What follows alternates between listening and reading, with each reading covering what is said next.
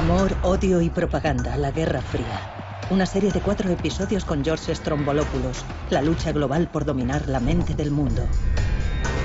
Imagine que tiene el arma más poderosa jamás inventada y su peor enemigo también la tiene.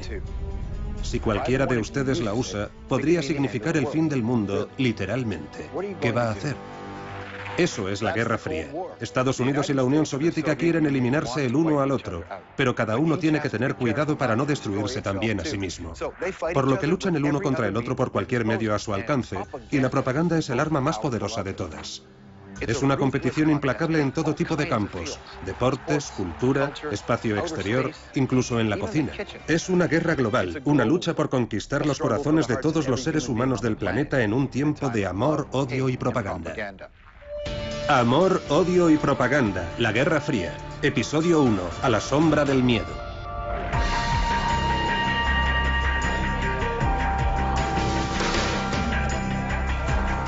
Primavera de 1945. Tras 6 largos años de guerra es hora de una pequeña celebración. Desde el este, el Ejército Rojo Soviético, y desde el oeste, los soldados norteamericanos se reúnen en el centro de Alemania, en el río Elba. Los dos aliados se regocijan por su victoria sobre Hitler.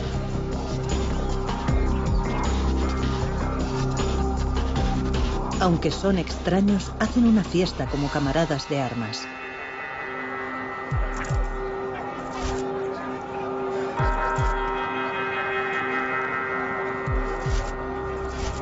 Pero no dura mucho. Ellos aún no lo saben, pero pronto el amor será reemplazado por el odio. Lo que unió a Estados Unidos y a la Unión Soviética durante la Segunda Guerra Mundial era el deseo común de derrotar al fascismo. Una vez conseguido este objetivo, las diferencias fundamentales que separaban a las dos superpotencias comenzaron a aparecer. La victoria aliada es indiscutible. Hitler se ha suicidado.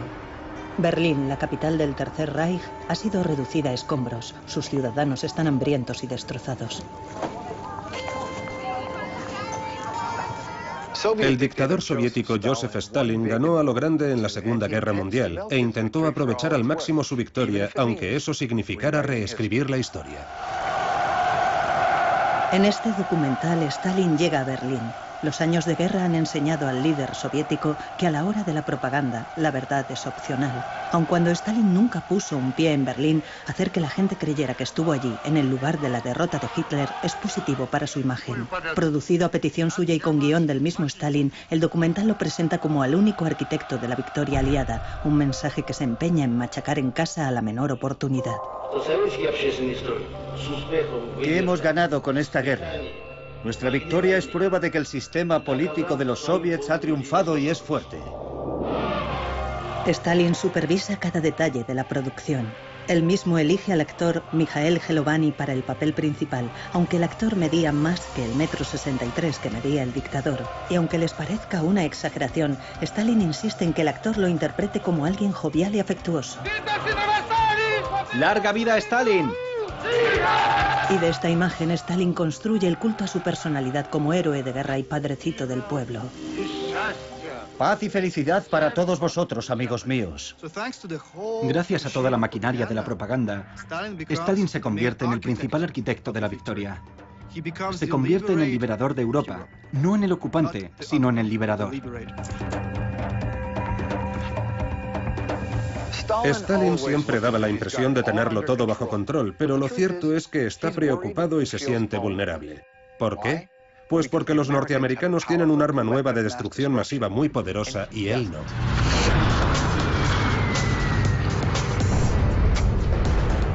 La bomba atómica es el as en la manga de Harry Truman. El nuevo presidente norteamericano tal vez parezca apocado. Quizá le falten las baladronadas y la talla política de Stalin, pero ha demostrado una cosa: es duro. Tiró la bomba en Japón no una, sino 2 veces. Una decisión que finalmente acabó con la Segunda Guerra Mundial. Truman es ahora comandante en jefe del país más poderoso del mundo y a la hora de defender la democracia, nadie lo hace mejor. Un primer estilo de vida se basa en la voluntad de la mayoría. El segundo estilo de vida se basa en la voluntad de una minoría impuesto por la fuerza sobre la mayoría. No hay ninguna duda de que a Harry Truman le faltaba carisma. Parecía ser un líder gris, más bien humilde. Pero sería su posición, en cierto momento conocida como la doctrina Truman, la que de hecho marcaría el tono del futuro de la Guerra Fría. Truman podría parecer aquel pequeño hombre de negocios que fue una vez, pero no se engañen. Este hombre lo dejó muy claro cuando afirmó: puedo enfrentarme a Stalin. El mundo ahora está dividido en dos bloques. La confrontación entre Estados Unidos y la Unión Soviética es una oposición entre dos imperios, dos ideologías, dos visiones del mundo. En un lado, el libre mercado, la democracia, la prensa libre. Y en el otro lado, economías controladas, sin libertades democráticas y regímenes autoritarios. Entre ellos dos se elevaría un verdadero telón de acero. La gran alianza que derrotó a los nazis está rota. Los soviéticos y los norteamericanos son ahora amargos enemigos. Y de ahora en adelante los dos rivales competirán por la dominación de todo el planeta. Uno de los primeros enfrentamientos de esta nueva Guerra Fría se desarrolla en la soleada Italia.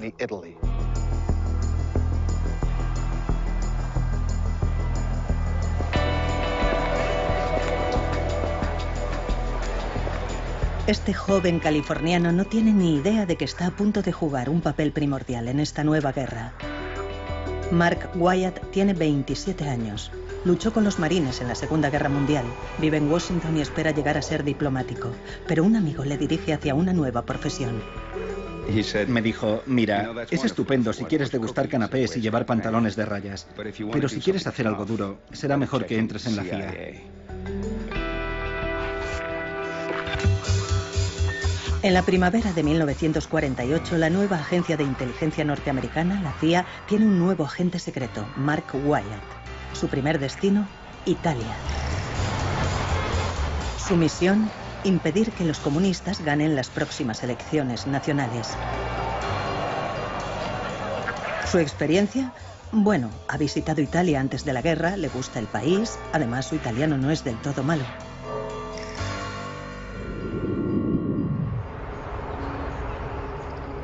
Como la mayoría de los países de Europa Occidental, Italia está en ruinas. Todo tiene que reconstruirse.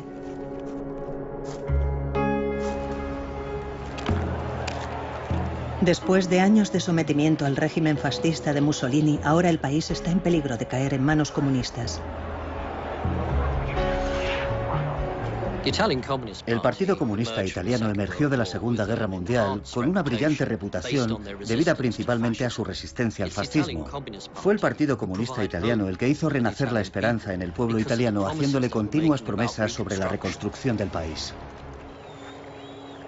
Si los comunistas salían elegidos en Italia, otros países con partidos comunistas como Francia podrían seguir sus pasos, por lo que Truman estaba decidido a impedir que Italia cayera en manos de Stalin.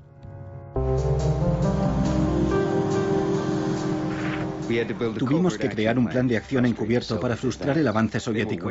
Estaban ganando, se lo aseguro. En aquel momento, en el cuartel general de la CIA, estábamos muertos de miedo. Pero Norteamérica tiene un arma secreta de seducción masiva: el dinero, y en enormes cantidades. Wyatt empieza repartiendo maletines llenos de dinero a los políticos cristianodemócratas y básicamente a cualquiera que se presentara contra los comunistas. Es imperativo que toda la operación se mantenga en absoluto secreto. Aprendimos muchas cosas de aquella dificultad a la que nos enfrentábamos. Tuvimos que utilizar un operativo de la CIA para que, usando las herramientas de su oficio, transfiriese grandes sumas de dinero a un receptor. Y no solo eso, había que entrenar a ese receptor y sacar provecho de la vulnerable situación del país. Con el dinero de la CIA, los partidos anticomunistas imprimieron más de 40 millones de carteles. A lo largo de toda Italia, las paredes se convirtieron en campos de batalla.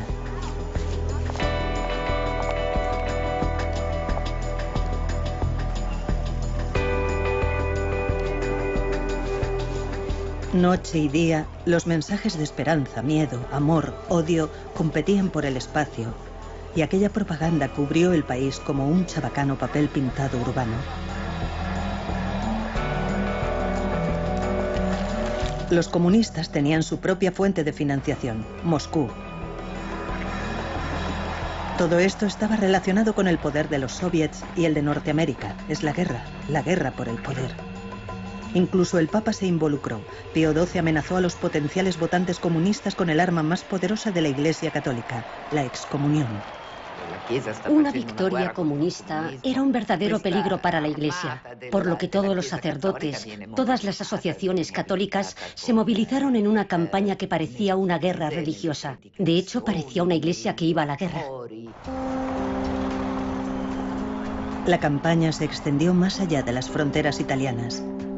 Un periódico italoamericano de Estados Unidos pide a los lectores que envíen cartas a Italia rogando a familiares y amigos que no voten a los comunistas.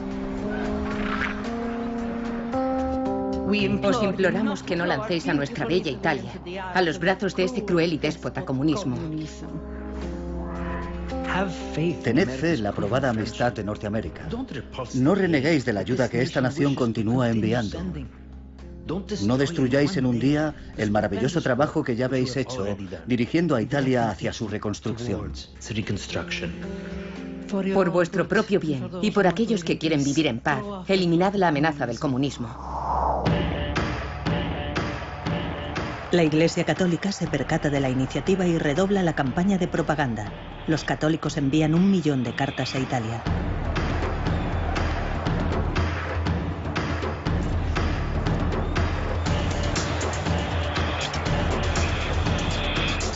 Los carteles y las cartas son estupendos para aquellos que saben leer, pero por entonces ese no es el caso de una gran cantidad de la población italiana. El mejor modo de llegar a ellos, las películas.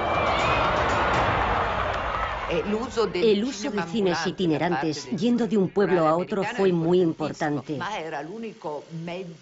Fue la mejor manera de llegar a la población italiana, que estaba menos educada, y a los analfabetos.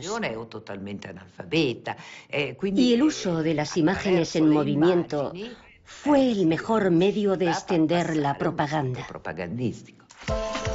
Las películas son seleccionadas cuidadosamente por su propaganda anticomunista. El clásico de Hollywood, Ninotchka, resalta la diferencia entre los estilos de vida norteamericano y comunista. Si me quedo aquí una semana, le costará al pueblo ruso 7 vacas. Greta Garbo es la representación dura como una piedra de los soviets en París. Poco a poco sucumbe a los encantos de un hombre que encarna todo lo que ella odia. ¿Recuerdas los chistes que me contaste hace unos días? Me desperté en mitad de la noche y me reí. ¿Sabes? Eso está mal. No son graciosos. Son tontos, son estupideces. No es muy sutil ni muy bueno, pero funciona. La noche del 18 de abril de 1948, contra todo pronóstico, el Partido Cristiano-Demócrata derrota a los comunistas. La democracia podía haber triunfado, pero el modo en que triunfó, eso era cuestionable. El factor tiempo era vital. Nos hubiera gustado hacer esto de un modo más sofisticado. Pasar bolsas de dinero negro para manipular las elecciones políticas no es en realidad un acto demasiado atractivo. La inexperta CIA había superado su primera prueba. Sus tácticas de operaciones secretas se convirtieron en su marca en la guerra contra el comunismo.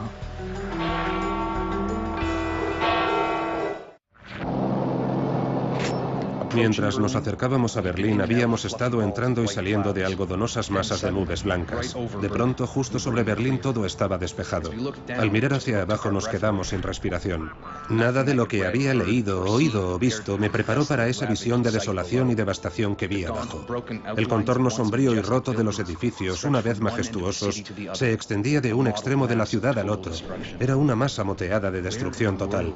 ¿Dónde podrían vivir los 2 millones de personas? Verano de 1948, Berlín, una vez la capital estrella del Tercer Reich de Hitler, es una ciudad asediada. Su población se muere de hambre.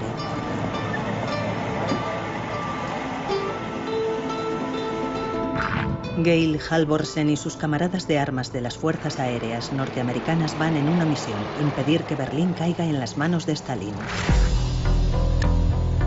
Berlín es una ciudad dividida donde los capitalistas y los comunistas están muy igualados. Está exactamente en medio de Alemania Oriental controlada por los soviets.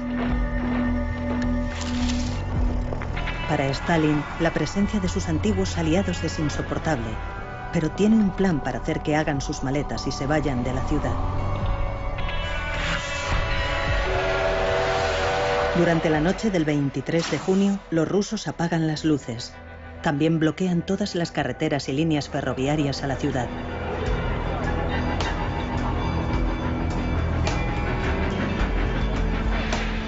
En una noche, más de 2,5 millones de personas se quedan aisladas del resto del mundo como rehenes en Berlín Occidental. Pero si Stalin creía que Truman iba a abandonar Berlín, le esperaba una sorpresa. La respuesta de Harry Truman: nos quedamos en Berlín. Punto.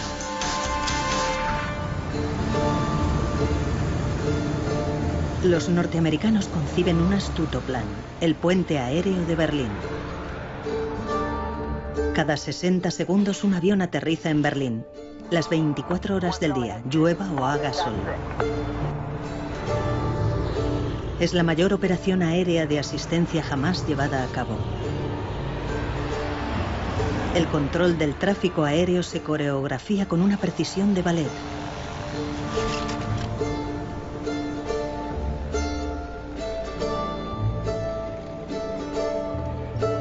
Para que Berlín sobreviva, necesita que lleguen más de 4.500 toneladas de suministros cada día, por lo que llaman a la misión Operación Vituallas.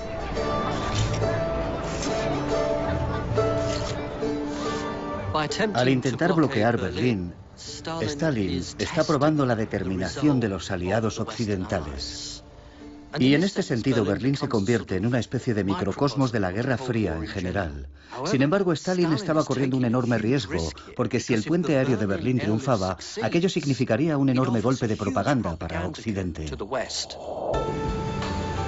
El piloto Georg Halvorsen vuela día y noche yendo y viniendo de Berlín. Ese continuo volar, volar y volar, intercalando 6 o 7 horas de sueño, no te dejaba tiempo libre. Al ir pasando los días, comencé a preguntarme cuánto tiempo soportaría Stalin el vapuleo de la prensa mundial que estaba recibiendo por este acto inhumano contra un enemigo vencido. Cada vez que el piloto de 28 años de Salt Lake City, Utah, se bajaba del avión, se sentía conmovido por el número de niños que había alrededor de la pista. Un día, decide saludarlos. Me dirigí a la valla. Instintivamente me llevé la mano al bolsillo. Lo único que tenía eran 2 chicles. Algunos compitieron por una posición mejor para descubrir qué llevaba. En todas mis experiencias, incluyendo las navidades pasadas, nunca había presenciado tal expresión de sorpresa, alegría y puro placer como la que contemplé en los ojos y rostros de esos pequeños. Esa noche, en su habitación, Halvorsen concibe un extravagante plan. Construye unos cuantos paracaídas pequeños a los que ata con cuidado bolsas de caramelos y chocolatinas.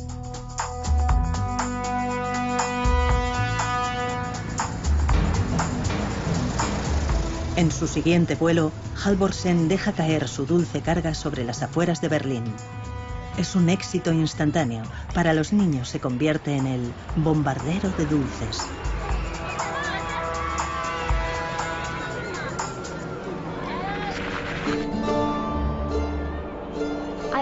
Iba de camino al colegio.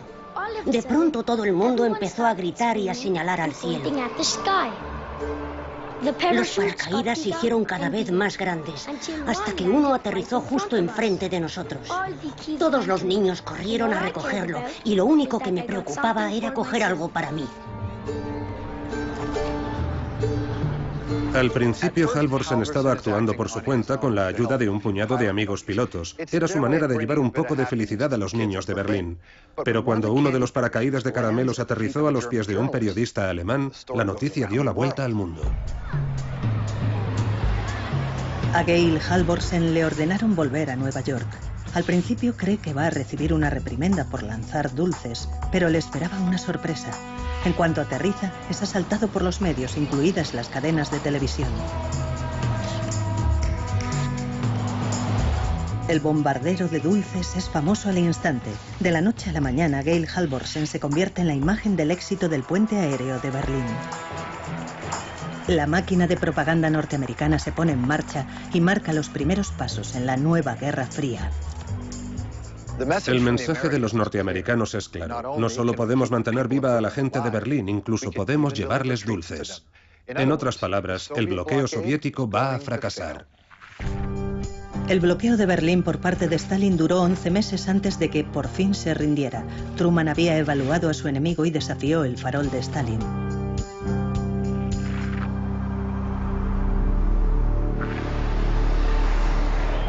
El éxito del puente aéreo fue otra derrota embarazosa para Stalin.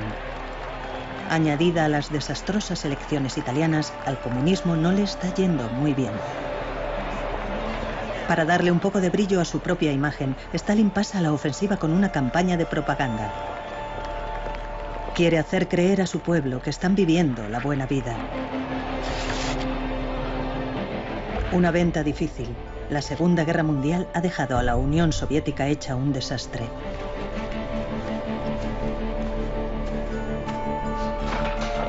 Stalin tiene que reconstruirla, pero tiene otras prioridades. Su mayor temor es un ataque de los norteamericanos, por lo que emplea una enorme cantidad de dinero en rearmarse, y más específicamente en construir su propia bomba nuclear. Es su pueblo el que paga el precio. Éramos pobres, siempre hambrientos y con muy poca ropa.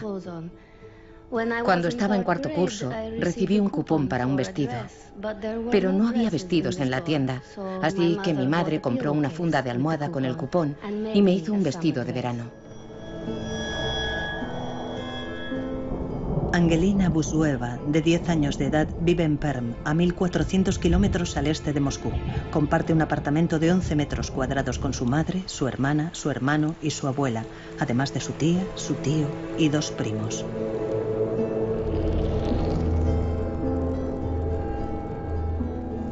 El eslogan "Gracias Stalin por nuestra feliz infancia" era una contradicción con la realidad. Yo no era feliz en absoluto. ¿Cómo puedes hablar de felicidad cuando vas pobremente vestida y siempre tienes hambre? Angelina no está sola. En 1946, Stalin recibe más de 500.000 de cartas de quejas de ciudadanos soviéticos. Algunos están muy enfadados, pero sorprendentemente la mayoría continúa adorando a Stalin. No parecen culparle de su miseria. Vivimos pobremente. No recibimos pago por nuestro trabajo en las granjas colectivas. Nuestros hijos están hambrientos. Pero usted no sabe nada de esto. Los únicos que engordan y están calientes son sus burócratas. Tejen historias para contarle, camarada Stalin. Le están engañando y mintiendo. Escribir al partido, escribir al régimen, a Stalin, era algo que se practicaba años antes de la guerra. Había una tradición en Rusia de considerar al zar como una especie de dios que podía ayudar a la gente sencilla a resolver sus problemas. Y lo mismo pasó con Stalin. La gente escribía a Stalin para quejarse antes de la guerra. Le escribían para quejarse después de la guerra. Y después de la guerra, la gente tenía grandes expectativas, porque hicieron enormes sacrificios por la victoria, enormes sacrificios, por lo que creían merecer recompensa. Y cuando vieron que la recompensa no llegaba, querían que Stalin supiera lo que estaba pasando.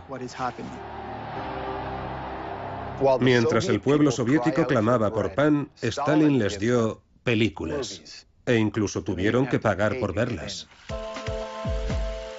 Decenas de películas se exhiben en cines o al aire libre por todo el país. Irónicamente, como la industria del cine ruso fue completamente destruida durante la guerra, proyectan películas norteamericanas como Lo que el viento se llevó.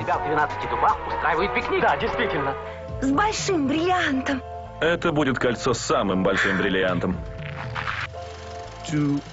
Tener suficientes recursos para reconstruir el país y para producir películas que sean antinorteamericanas es demasiado paradójico. Tuvieron que echar mano de películas producidas por el enemigo, películas llamadas Trofeo, que capturó el Ejército Rojo cuando ocupó la Europa Oriental, especialmente en Alemania.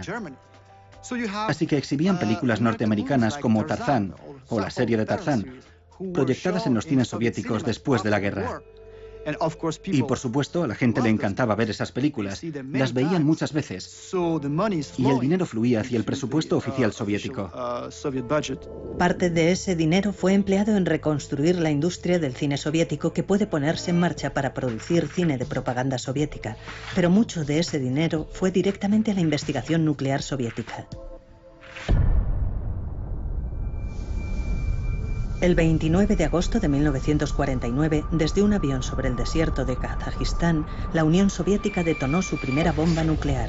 Fue llamada Primer Rayo. Stalin ahora tenía su propia bomba. La balanza nuclear está equilibrada, por ahora. El mundo de pronto es un lugar mucho más peligroso.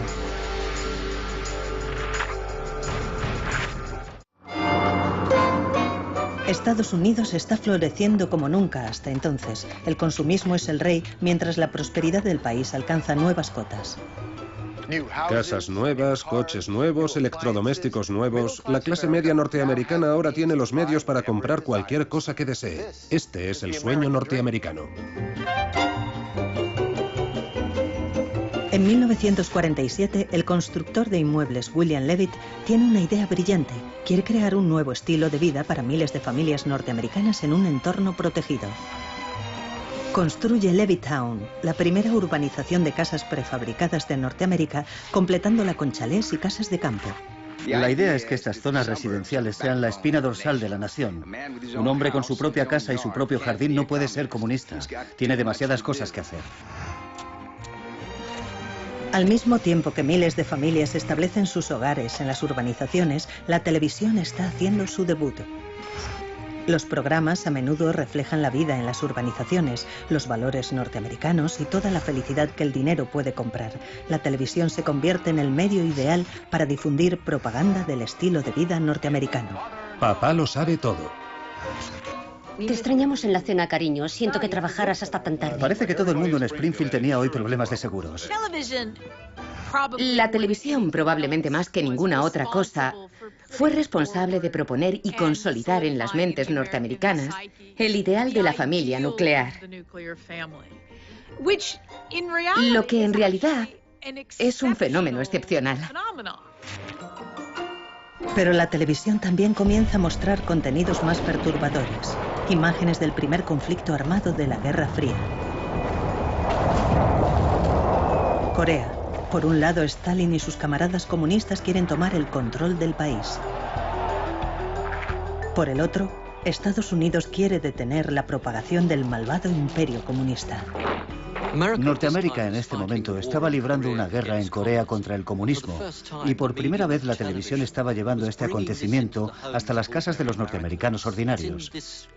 Es en este clima de miedo cuando el senador Joseph McCarthy entra en la arena política y explota las oportunidades de la propaganda. El Departamento de Estado está infestado de comunistas. Tengo aquí en mi mano una lista de 205 nombres de miembros del Partido Comunista que le ha sido entregada al secretario de Estado. Con esta declaración, el senador republicano por Wisconsin, de 41 años de edad, está a punto de redoblar el factor del miedo y la paranoia hacia los rojos en Norteamérica. Los estadounidenses sospechan que algunos de sus compatriotas son comunistas y tienen miedo, mucho miedo. ¿Y si hay comunistas en el gobierno, en las universidades, incluso en los colegios? Es este miedo el que desencadena una caza de brujas sin cuartel.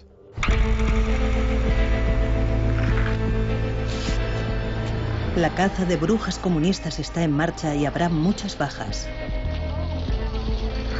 Durante el reinado del terror de McCarthy, todo el mundo es vulnerable, incluso los profesores universitarios. Un comunista en la facultad de una universidad es un comunista de más.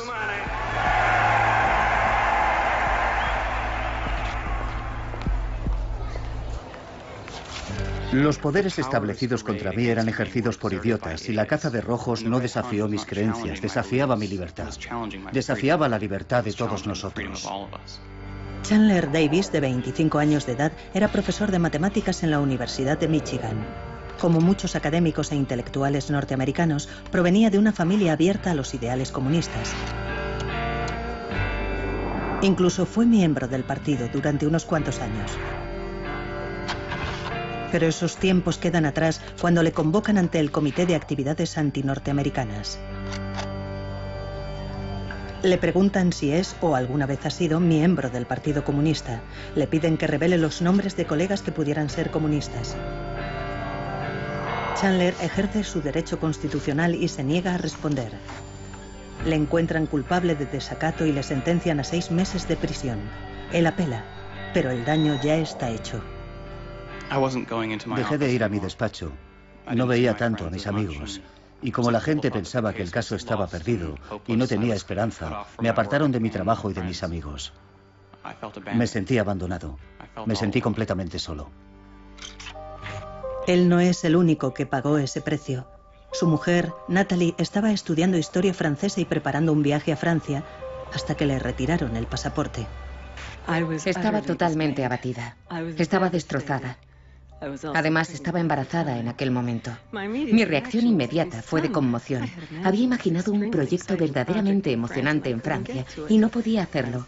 Estaba furiosa. Sentí que era injusto.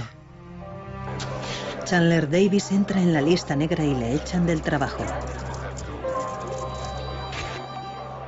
No eran los gulags de Stalin o un campo de concentración nazi. Pero cuando entró en la lista negra y no pudo encontrar trabajo, me dije, Dios mío, ¿cuándo acabará todo esto? Chandler Davis terminó en la cárcel no porque fuera o hubiera sido alguna vez comunista. No, porque sencillamente se negó a responder a las preguntas de un comité de políticos ambiciosos e interesados. Para cuando el senador McCarthy se enfrenta a las Fuerzas Armadas estadounidenses, está claro que ha ido demasiado lejos. Su comportamiento es cruel, insolente, y gracias a la televisión está siendo retransmitido a todos los cuartos de estar de Norteamérica. La gente ha visto suficiente. Es irónico que el medio que le catapultó sea el que le destroce. Hasta este momento, senador, creo que nunca había calibrado su crueldad o su osadía. Después de 10 años, la histeria provocada por el macartismo se quedó sin fuerza, pero dejó una mancha permanente en la democracia norteamericana.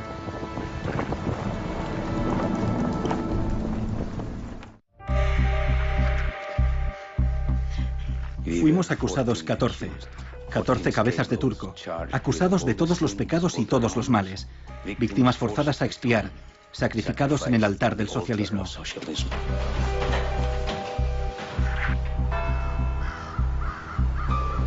Enero de 1951, Praga.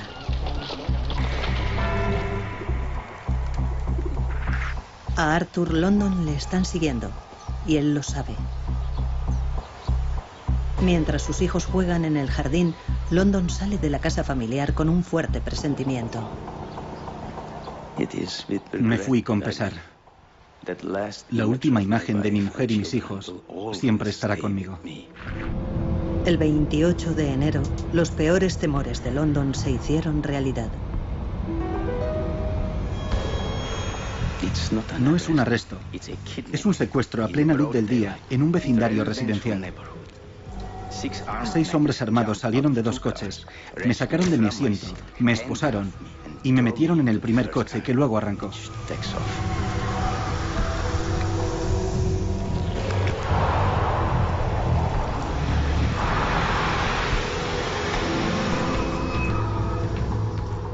Stalin es clínicamente un paranoico, por lo que no debería ser una sorpresa que él también viera espías y traidores por todas partes. Por lo que al mismo tiempo que el macartismo está arrasando Norteamérica, Stalin empieza su propia limpieza ideológica, pero sus métodos son decididamente más brutales. Estos juicios no son nada nuevo para Stalin, forman parte de sus trucos de oficio. Empleó tácticas similares en los años 30 para eliminar a sus oponentes políticos. Stalin quiere traer a todas sus ovejas de vuelta al rebaño. Siente que algunos de los países del bloque comunista se están alejando de la línea del partido de Moscú. Está receloso en particular con Checoslovaquia, que antes era una democracia. Sospecha que ciertos políticos checos como Arthur London, de 36 años, viceministro de Asuntos Exteriores del gobierno, tienen tendencias liberales.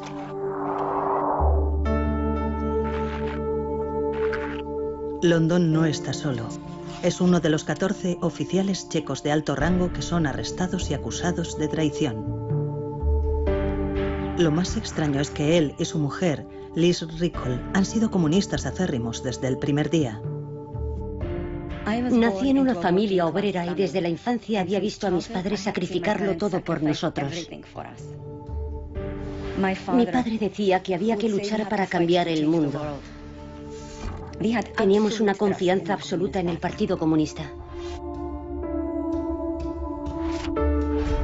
Los captores de Arthur London le hicieron pasar los primeros 6 meses en prisión, torturándole y haciéndole pasar hambre.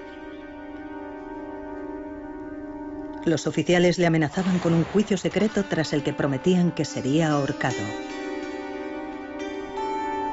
Le acusaban de todo, pero principalmente le acusaban de ser el jefe de un grupo de espías norteamericanos en Checoslovaquia. Al final, bajo presión, se desmoronó y firmó una confesión falsa. Pido que los acusados sean sentenciados a muerte, que vuestro juicio los golpee sin piedad. El 20 de noviembre de 1952, en el Tribunal Supremo de Pankrak, el fiscal lee la acusación frente a los 14 acusados. Sentí como si estuviera en un escenario, cada uno de nosotros preparados para interpretar su papel en esta ficción perfectamente orquestada. Uno tras otro todos repetimos lo mismo. Acepto mi sentencia y renuncio a mi derecho a apelar. Los juicios de Praga fueron en esencia juicios de espectáculo. Fueron planeados de antemano, pero las confesiones al final eran lo más importante. Los ciudadanos tenían que ver que se habían cometido errores, que habían pecado contra el Estado. Y son estas confesiones lo verdaderamente esencial. Aquí es donde estaba el valor de la propaganda. La mayoría de las personas del otro lado del telón de acero no tenían televisión, pero el juicio fue retransmitido por la radio y todo el país estaba escuchando. El mayor juicio espectáculo de la Guerra Fría estaba en marcha. La mujer de Arthur London, Liz, que estaba escuchando el juicio, se queda anonadada por lo que escucha.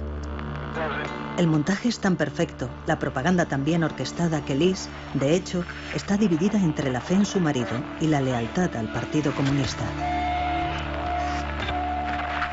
Fue como si el cielo se me hubiera caído encima. Mi primera reacción fue que si había confesado, entonces era verdad, y eso me puso furiosa contra mi marido. En ese momento escribí una carta diciendo que, como esposa, la situación era terrible. Él era el hombre al que amaba, el padre de mis hijos, pero como comunista no tenía más opción que alegrarme de que una banda de traidores hubieran sido arrestados y que todos merecían su destino, mi marido incluido. De los 14 acusados, 11 fueron sentenciados a muerte. Arthur London y otros 2 recibieron sentencias de prisión perpetua. El 3 de diciembre de 1952, los 11 traidores a la causa comunista son ahorcados en la prisión de Pankrak, en Praga.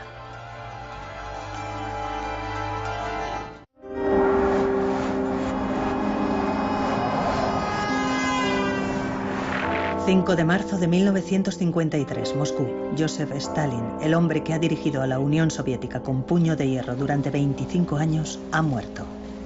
Stalin podía haber muerto, pero los oficiales soviéticos querían seguir manteniendo la imagen de que era un amoroso padre para su pueblo. Pero ahora que ya no podía hacerles más daño, algunos de sus ciudadanos comienzan a ver a Stalin como el hombre que realmente era. Su muerte se anuncia por la radio. Incluso aquellos que sufrieron bajo su tiranía, como la familia de Angelina Busueva, lo ven como una tragedia. Estaban todos llorando. Mi madre, mi hermana, mi abuela. Yo no lloraba. Mi abuela dijo que ojalá hubiera muerto ella en su lugar. Pero había sufrido mucho por su culpa. Su hija había sido arrestada, sus nietos metidos en un orfanato, su yerno ejecutado y su marido perseguido a causa de su religión. Para los comunistas de todo el mundo, incluidos los italianos, la muerte de Stalin fue vista como una tragedia. Pero vista desde el mundo libre, para los Estados Unidos, la muerte de Stalin era el renacer de la esperanza, quizá la esperanza de que la tiranía acabara.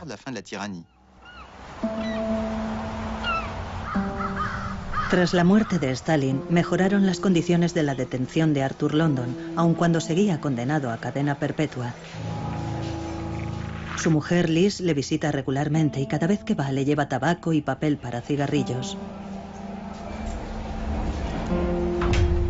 En su celda, Arthur London usa el papel para escribir la historia de lo que le ha pasado. Oculta estas páginas en miniatura en el falso fondo de su caja de tabaco. Cada vez que Liz le visita, se las entrega. Poco a poco, papel a papel, Liz London descubre la verdad, pero tarda un año en saber la historia completa. Presiona a las autoridades para que liberen y rehabiliten a su marido. En febrero de 1956 se presenta en la prisión. Me llevaron a un despacho de la prisión y tras unos minutos se abrió la puerta. Arthur me vio y yo grité: "Eres libre, eres libre".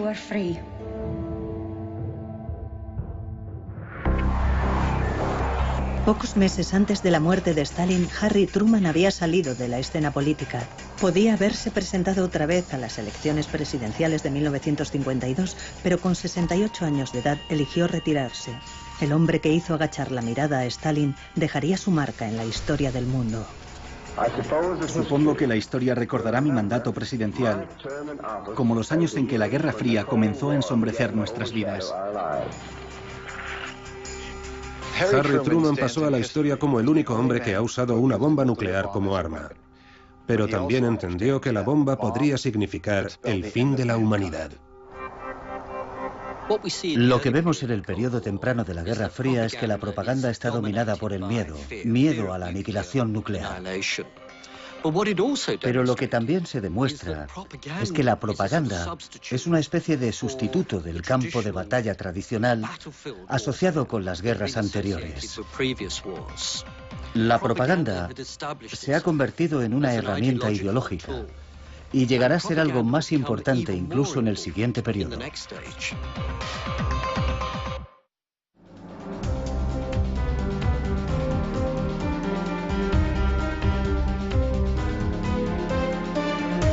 Del estilo de vida norteamericano. Papá lo sabe todo. Te extrañamos en la cena, cariño. Siento que trabajaras hasta tan tarde. Parece que todo el mundo en Springfield tenía hoy problemas de seguros. La televisión, probablemente más que ninguna otra cosa, fue responsable de proponer y consolidar en las mentes norteamericanas el ideal de la familia nuclear. Lo que en realidad es un fenómeno excepcional. Pero la televisión también comienza a mostrar contenidos más perturbadores. Imágenes del primer conflicto armado de la Guerra Fría.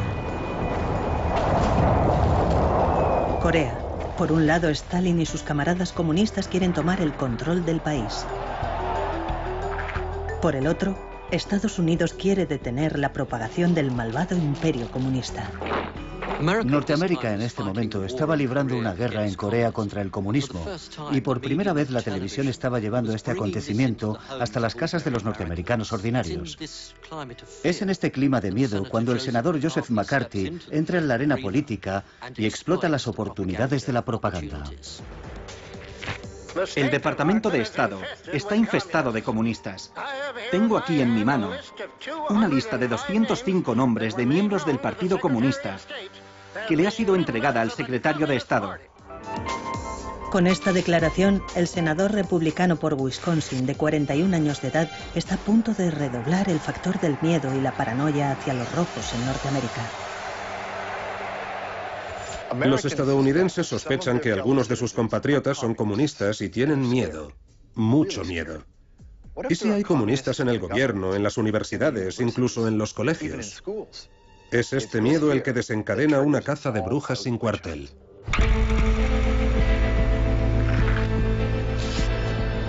La caza de brujas comunistas está en marcha y habrá muchas bajas.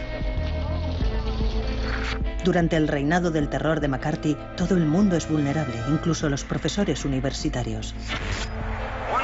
Un comunista en la facultad de una universidad es un comunista de más.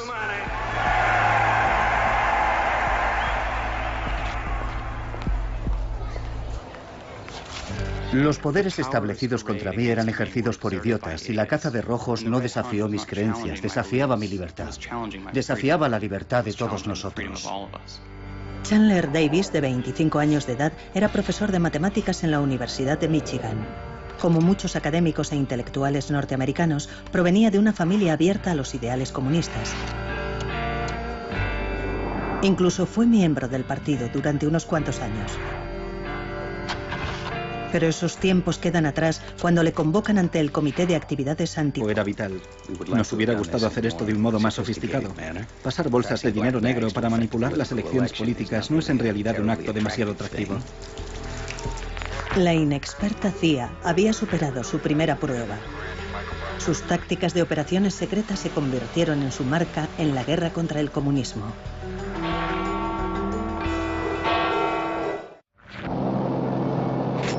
Mientras nos acercábamos a Berlín, habíamos estado entrando y saliendo de algodonosas masas de nubes blancas. De pronto, justo sobre Berlín, todo estaba despejado.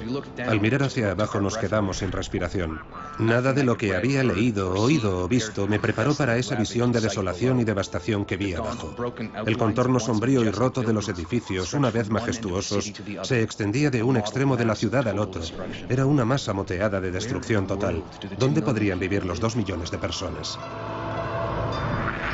Verano de 1948, Berlín, una vez la capital estrella del Tercer Reich de Hitler, es una ciudad asediada. Su población se muere de hambre.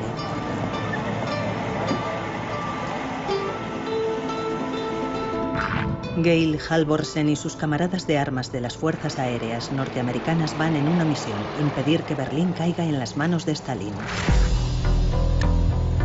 Berlín es una ciudad dividida donde los capitalistas y los comunistas están muy igualados. Está exactamente en medio de Alemania Oriental controlada por los soviets. Para Stalin, la presencia de sus antiguos aliados es insoportable, pero tiene un plan para hacer que hagan sus maletas y se vayan de la ciudad. Durante la noche del 23 de junio, los rusos apagan las luces. También bloquean todas las carreteras y líneas ferroviarias a la ciudad.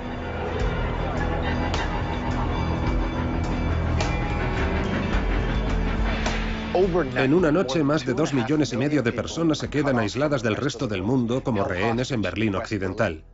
Pero si Stalin creía que Truman iba a abandonar Berlín, le esperaba una sorpresa. La respuesta de Harry Truman: nos quedamos en Berlín. Punto.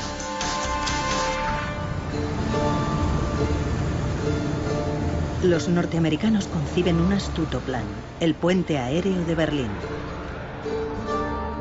Cada 60 segundos un avión aterriza en Berlín, las 24 horas del día, llueva o haga sol. Es la mayor operación aérea de asistencia jamás llevada a cabo. El control del tráfico aéreo se coreografía con una precisión de ballet.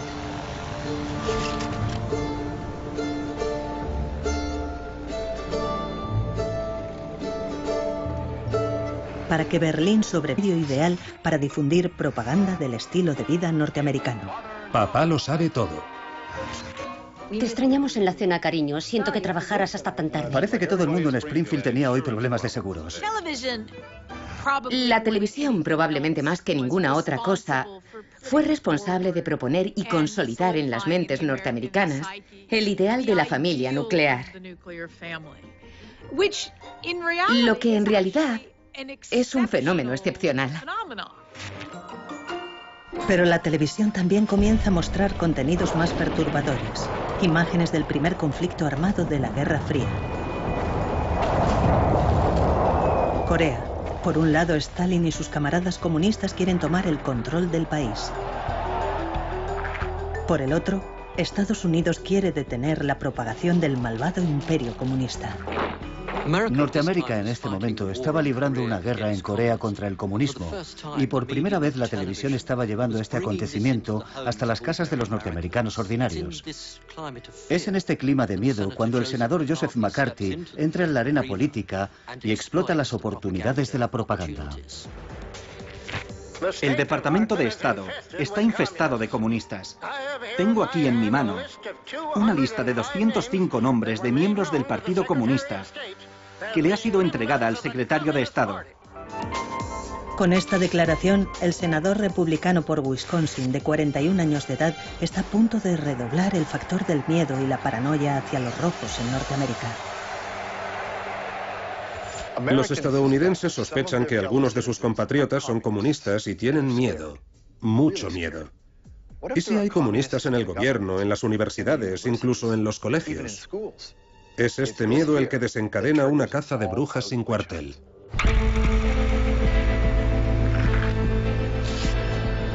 La caza de brujas comunistas está en marcha y habrá muchas bajas. Durante el reinado del terror de McCarthy, todo el mundo es vulnerable, incluso los profesores universitarios. Un comunista en la facultad de una universidad es un comunista de más.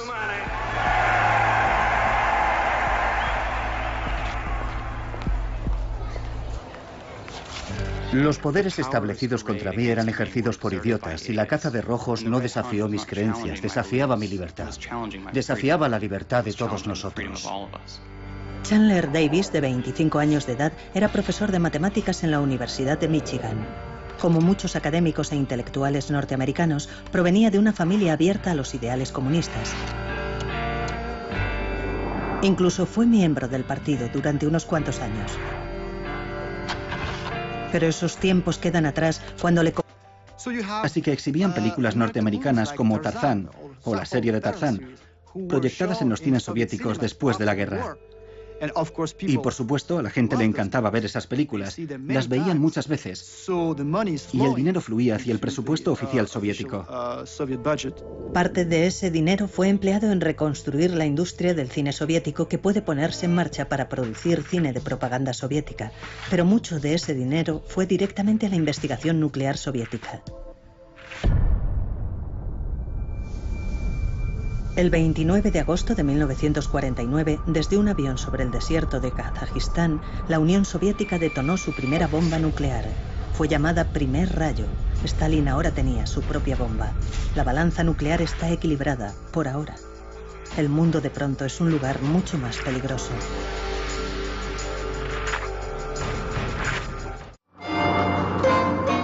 Estados Unidos está floreciendo como nunca hasta entonces. El consumismo es el rey, mientras la prosperidad del país alcanza nuevas cotas.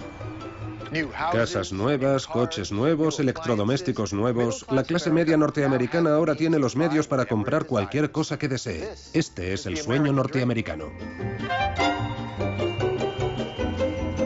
En 1947, el constructor de inmuebles William Levitt tiene una idea brillante. Quiere crear un nuevo estilo de vida para miles de familias norteamericanas en un entorno protegido. Construye Levittown, la primera urbanización de casas prefabricadas de Norteamérica, completándola con chalés y casas de campo. La idea es que estas zonas residenciales sean la espina dorsal de la nación.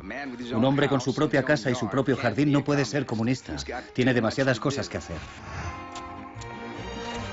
Al mismo tiempo que miles de familias establecen sus hogares en las urbanizaciones, la televisión está haciendo su debut.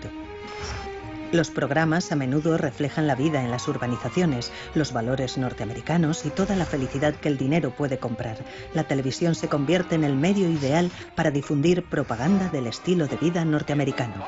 Papá lo sabe todo.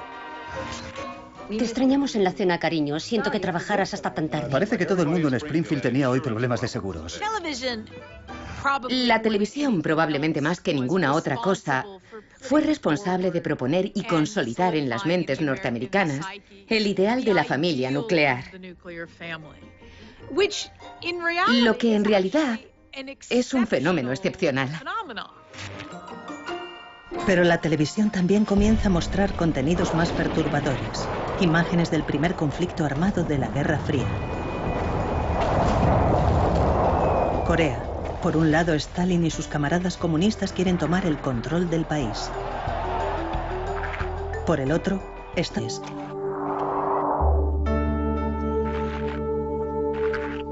London no está solo. Es uno de los 14 oficiales checos de alto rango que son arrestados y acusados de traición. Lo más extraño es que él y su mujer, Liz Rickle, han sido comunistas acérrimos desde el primer día. Nací en una familia obrera y desde la infancia había visto a mis padres sacrificarlo todo por nosotros.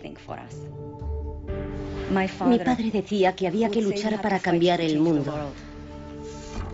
Teníamos una confianza absoluta en el Partido Comunista. Los captores de Arthur London le hicieron pasar los primeros 6 meses en prisión, torturándole y haciéndole pasar hambre. Los oficiales le amenazaban con un juicio secreto tras el que prometían que sería ahorcado. Le acusaban de todo, pero principalmente le acusaban de ser el jefe de un grupo de espías norteamericanos en Checoslovaquia. Al final, bajo presión, se desmoronó y firmó una confesión falsa. Pido que los acusados sean sentenciados a muerte, que vuestro juicio los golpee sin piedad. El 20 de noviembre de 1952, en el Tribunal Supremo de Pankráck, el fiscal lee la acusación frente a los 14 acusados. Sentí como si estuviera en un escenario, cada uno de nosotros preparados para interpretar su papel en esta ficción perfectamente orquestada. Uno tras otro, todos repetimos lo mismo. Acepto mi sentencia y renuncio a mi derecho a apelar. Los juicios de Praga fueron en esencia juicios espectáculo. Fueron planeados de antemano, pero las confesiones al final eran lo más importante. Los ciudadanos tenían que ver que se habían cometido errores, que habían pecado contra el Estado. Y son estas confesiones lo verdaderamente esencial. Aquí es donde estaba el valor de la propaganda. La mayoría de las personas del otro lado del telón de acero no tenían televisión, pero el juicio fue retransmitido por la radio y todo el país estaba escuchando. El mayor juicio espectáculo de la Guerra Fría estaba en marcha. La mujer de Arthur London, Liz, que estaba escuchando el juicio, se queda anonadada por lo que escucha. El montaje es tan perfecto, la propaganda tan bien orquestada que Liz, de hecho, está dividida entre la fe en su marido y la lealtad al Partido Comunista. Fue como si el cielo se me hubiera caído encima. Mi primera reacción fue que si había confesado, entonces era verdad, y eso me puso furiosa contra mi marido. En ese momento escribí una carta diciendo que, como esposa, la situación era terrible. Él era el hombre al que amaba, el padre de mis hijos. Pero como comunista no tenía más opción que alegrarme de que una banda de traidores hubieran sido arrestados y que todos merecían su... 2 veces, una decisión que finalmente acabó con la Segunda Guerra Mundial. Truman es ahora comandante en jefe del país más poderoso del mundo y a la hora de defender la democracia nadie lo hace mejor. Un primer estilo de vida se basa en la voluntad de la mayoría. El segundo estilo de vida se basa en la voluntad de una minoría impuesto por la fuerza sobre la mayoría. No hay ninguna duda de que a Harry Truman le faltaba carisma. Parecía ser un líder gris, más bien humilde. Pero sería su posición, en cierto momento conocida como la doctrina Truman, la que de hecho marcaría el tono del futuro de la Guerra Fría. Truman podría parecer aquel pequeño hombre de negocios que fue una vez, pero no se engañen. Este hombre lo dejó muy claro cuando afirmó: "Puedo enfrentarme a Stalin". El mundo ahora está dividido en 2 bloques. La confrontación entre Estados Unidos y la Unión Soviética es una oposición entre 2 imperios, 2 ideologías, 2 visiones del mundo. En un lado, el libre mercado, la democracia, la prensa libre. Y en el otro lado, economías controladas, sin libertades democráticas y regímenes autoritarios. Entre ellos 2 se elevaría un verdadero telón de acero. La gran alianza que derrotó a los nazis está rota. Los soviéticos y los norteamericanos son ahora amargos enemigos. Y de ahora en adelante los 2 rivales competirán por la dominación de todo el planeta. Uno de los primeros enfrentamientos de esta nueva Guerra Fría se desarrolla en la soleada Italia.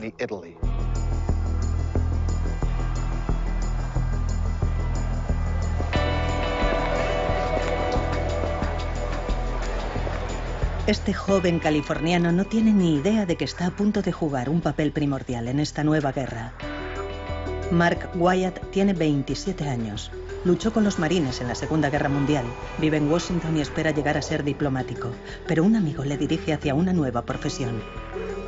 Me dijo: mira, es estupendo si quieres degustar canapés y llevar pantalones de rayas. Pero si quieres hacer algo duro, será mejor que entres en la CIA.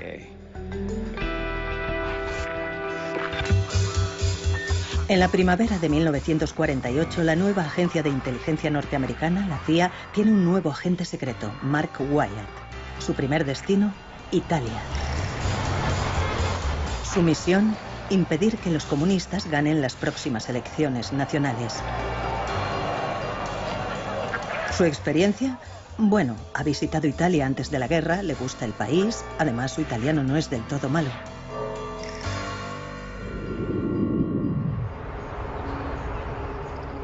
Como la mayoría de los países de Europa Occidental, Italia está en ruinas. Todo tiene que reconstruirse. Iba de camino al colegio. De pronto todo el mundo empezó a gritar y a señalar al cielo. Los paracaídas se hicieron cada vez más grandes, hasta que uno aterrizó justo enfrente de nosotros. Todos los niños corrieron a recogerlo, y lo único que me preocupaba era coger algo para mí.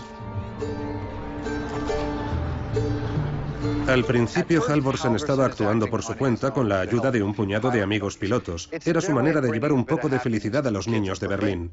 Pero cuando uno de los paracaídas de caramelos aterrizó a los pies de un periodista alemán, la noticia dio la vuelta al mundo. A Gail Halvorsen le ordenaron volver a Nueva York. Al principio cree que va a recibir una reprimenda por lanzar dulces, pero le esperaba una sorpresa. En cuanto aterriza, es asaltado por los medios, incluidas las cadenas de televisión. El bombardero de dulces es famoso al instante. De la noche a la mañana, Gail Halvorsen se convierte en la imagen del éxito del puente aéreo de Berlín. La máquina de propaganda norteamericana se pone en marcha y marca los primeros pasos en la nueva Guerra Fría. El mensaje de los norteamericanos es claro. No solo podemos mantener viva a la gente de Berlín, incluso podemos llevarles dulces. En otras palabras, el bloqueo soviético va a fracasar. El bloqueo de Berlín por parte de Stalin duró 11 meses antes de que por fin se rindiera. Truman había evaluado a su enemigo y desafió el farol de Stalin.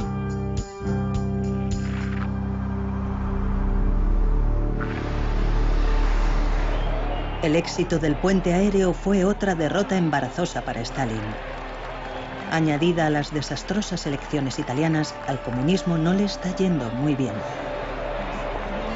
Para darle un poco de brillo a su propia imagen, Stalin pasa a la ofensiva con una campaña de propaganda. Quiere hacer creer a su pueblo que están viviendo la buena vida. Una venta difícil. La Segunda Guerra Mundial ha dejado a la Unión Soviética hecha un desastre.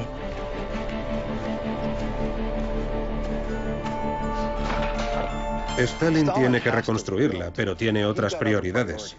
Su mayor temor es un ataque de los norteamericanos, por lo que emplea una enorme cantidad de dinero en rearmarse, y más específicamente en construir su propia bomba nuclear. Es su pueblo el que paga el precio. Éramos pobres, siempre hambrientos y con muy poca ropa. Cuando estaba en cuarto curso, recibí un cupón para un vestido, pero no había vestidos en la tienda, así que mi madre compró una funda de almohada con el cupón y me hizo un vestido de verano. Angelina Busueva, de 10 años de edad, vive en Perm, a 1400. Stalin siempre daba la impresión de tenerlo todo bajo control, pero lo cierto es que está preocupado y se siente vulnerable. ¿Por qué? Pues porque los norteamericanos tienen un arma nueva de destrucción masiva muy poderosa y él no.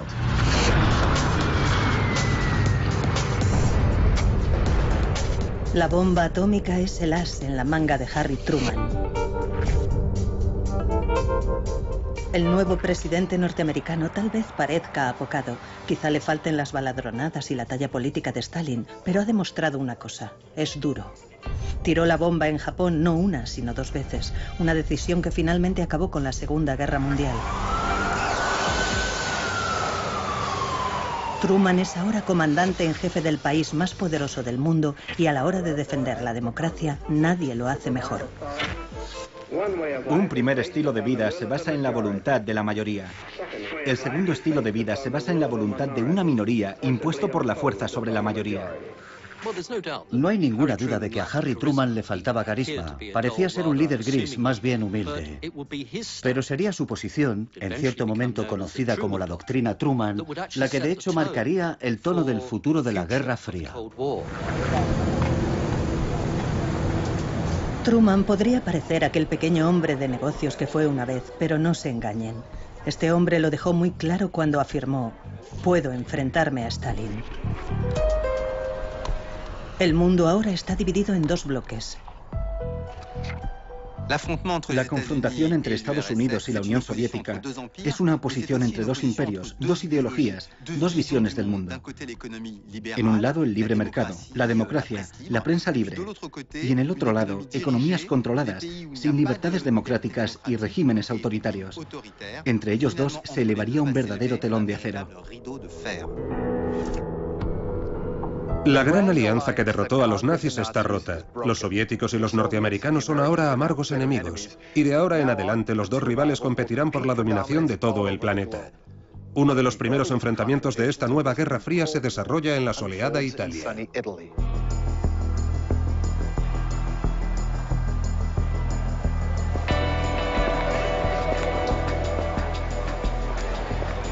Este joven californiano no tiene ni idea de que está a punto de jugar un papel primordial en esta nueva guerra. Mark Wyatt tiene 27 años. Luchó con los marines en la Segunda Guerra Mundial. Vive en Washington y espera llegar a ser diplomático. Pero un amigo le dirige hacia una nueva profesión. Me dijo: mira, es estupendo si quieres degustar canapés y llevar pantalones de rayas. Pero si quieres hacer algo duro, será mejor que entres en la CIA.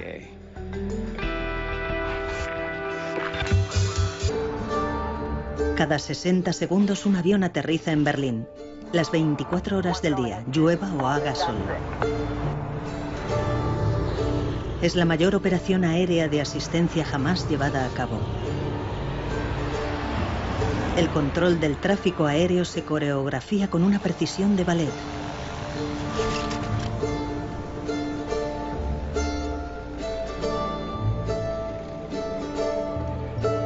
Para que Berlín sobreviva, necesita que lleguen más de 4.500 toneladas de suministros cada día, por lo que llaman a la misión Operación Vituallas.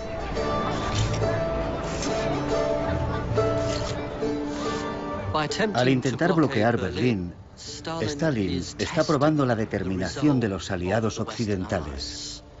Y en este sentido, Berlín se convierte en una especie de microcosmos de la Guerra Fría en general.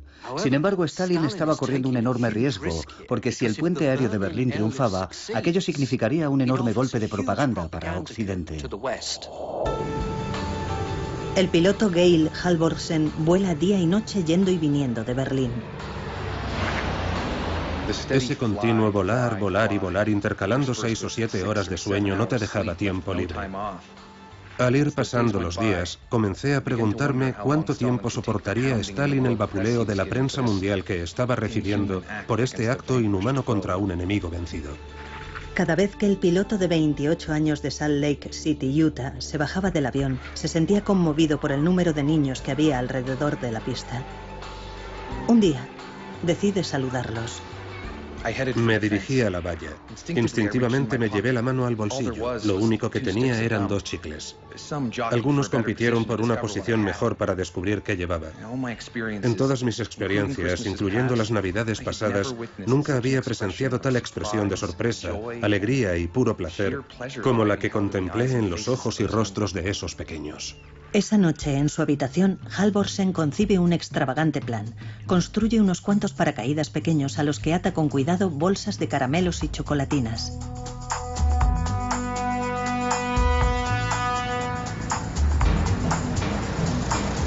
En su siguiente vuelo, Halvorsen deja caer su dulce carga sobre las afueras de Berlín. Es un éxito instantáneo. Para los niños se convierte en el bombardero de dulces.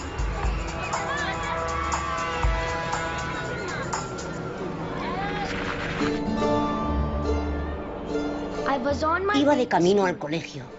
De pronto todo el mundo empezó a gritar y a señalar al cielo. Los paracaídas se hicieron cada vez más grandes, hasta que uno aterrizó justo enfrente de nosotros. Todos los niños corrieron. Y después de la guerra, la gente tenía grandes expectativas, porque hicieron enormes sacrificios por la victoria, enormes sacrificios, por lo que creían merecer recompensa. Y cuando vieron que la recompensa no llegaba, querían que Stalin supiera lo que estaba pasando. Mientras el pueblo soviético clamaba por pan, Stalin les dio películas. E incluso tuvieron que pagar por verlas. Decenas de películas se exhiben en cines o al aire libre por todo el país. Irónicamente, como la industria del cine ruso fue completamente destruida durante la guerra, proyectan películas norteamericanas como Lo que el viento se llevó. Это будет кольцо с самым большим бриллиантом. Tener suficientes recursos para reconstruir el país y para producir películas que sean antinorteamericanas es demasiado paradójico. Tuvieron que echar mano de películas producidas por el enemigo, películas llamadas Trofeo, que capturó el Ejército Rojo cuando ocupó la Europa Oriental, especialmente en Alemania. Así que exhibían películas norteamericanas como Tarzán o la serie de Tarzán, proyectadas en los cines soviéticos después de la guerra. Y por supuesto, a la gente le encantaba ver esas películas, las veían muchas veces, y el dinero fluía hacia el presupuesto oficial soviético. Parte de ese dinero fue empleado en reconstruir la industria del cine soviético, que puede ponerse en marcha para producir cine de propaganda soviética, pero mucho de ese dinero fue directamente a la investigación nuclear soviética. El 29 de agosto de 1949, desde un avión sobre el desierto de Kazajistán, la Unión Soviética detonó su primera bomba nuclear. Fue llamada Primer Rayo. Stalin ahora tenía su propia bomba. La balanza nuclear está equilibrada, por ahora. El mundo de pronto es un lugar mucho más peligroso.